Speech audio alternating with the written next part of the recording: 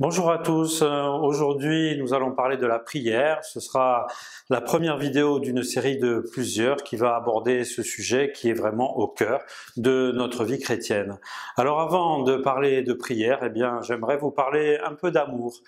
D'amour parce que Dieu notre Père nous a aimés en créant ce monde, en nous créant, et il n'a pas laissé notre monde partir à la dérive. Il nous a tellement aimés qu'il nous a donné son Fils unique, qui est venu le révéler en toute plénitude et qui est venu nous ouvrir par sa mort et sa résurrection le chemin d'une vie pleinement réussie et offerte dans l'amour.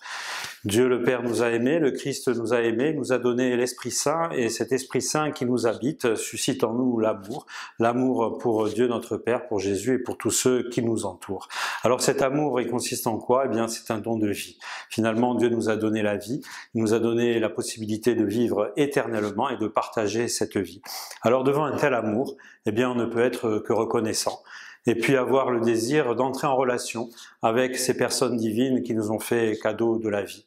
Et donc c'est l'expression de cette relation qui s'appelle la prière, quand on prend du temps, en consacrant ce temps uniquement à se mettre en présence des personnes divines et en rentrer en relation avec elles. Alors il y a la prière personnelle et il peut y avoir la prière communautaire. La prière personnelle, le Christ nous y invite en nous mettant dans le secret de notre chambre, en priant, et le Père voit ce que nous faisons dans le secret. Et puis il nous dit aussi, lorsque vous êtes rassemblés à 2 ou 3 en mon nom, je suis au milieu de vous. Prière personnelle, prière communautaire. Ensuite, l'expression de la prière, de cette relation que nous voulons nouer avec les personnes divines, ça peut être simplement le silence de l'émerveillement, le silence de la présence réciproque. Ça peut être également une parole, ça peut être également un chant, que ce soit dans la prière personnelle ou dans la prière communautaire. Alors si nous voulons entrer davantage dans le mystère de la prière, il faut nous mettre à l'école de Jésus.